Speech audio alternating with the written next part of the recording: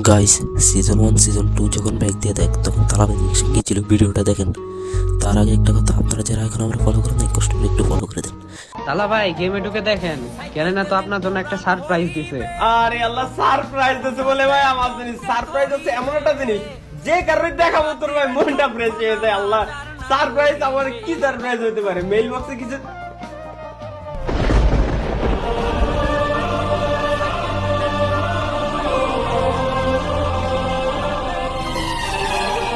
এটা এটা কোন সার্ভারে ঢুকলাম আমি?